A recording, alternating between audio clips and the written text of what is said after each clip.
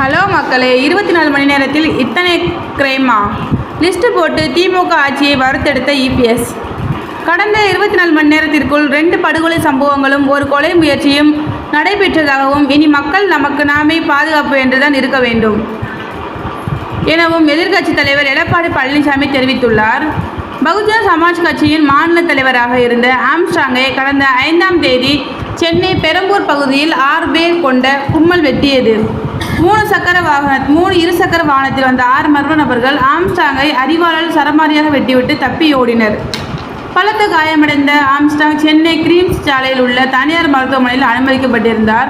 அங்கு சிகிச்சை பலனின்றி உயிரிழந்தார். ஆற்காடு சுரேஷ் கொலைக்கு பலியா?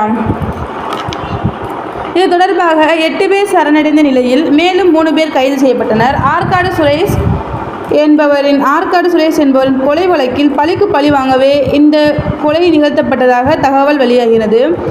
இயக்குநர்கள் ரஞ்சித், வெற்றிமாறன் ஆகியோர் நேரில் சென்று அஞ்சலி செலுத்தினர்.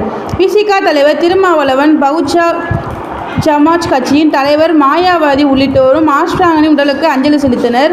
தொடர்ந்து ஆம்ஸ்ட்ராங்கின் உடல் பொத்தூரில் அடக்கம் செய்யப்பட்டுள்ளது.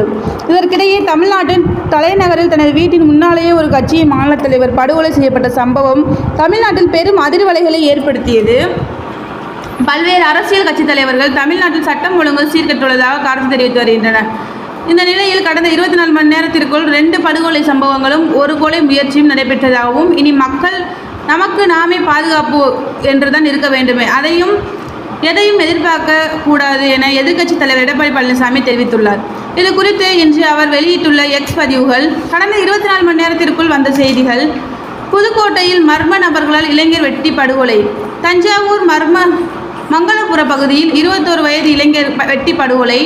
தேனியில் குண்டர் சட்டத்தில் சிறை சென்று வந்த கொடிய ஆயுதங்களுடன் ஒருவரை கும்பல் கொல்ல முயற்சி.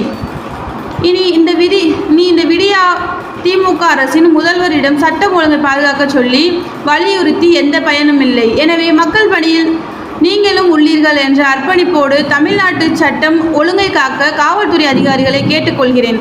விடியா திமுக ஆட்சியில் தமிழ்நாட்டில் யாருக்கும் பாதுகாப்பு இல்லை என்று உறுதியாகிவிட்டது. மக்களே நமக்கு நாமே பாதுகாப்பு. இவ்வாறு எதிர்க்கட்சி தலைவர் எடப்பாடி பழனிசாமி பதிவிட்டுள்ளார். தேங்க்யூ.